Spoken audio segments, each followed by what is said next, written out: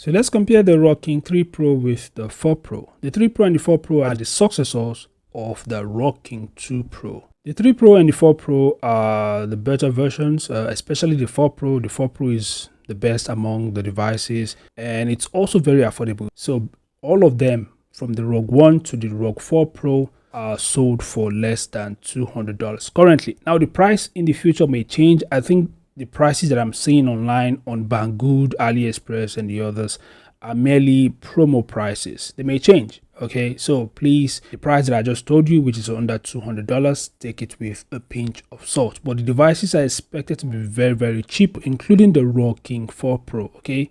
Anyway, if you're new here, make sure to subscribe and turn on notifications. So without further ado, let's compare the specs of both devices.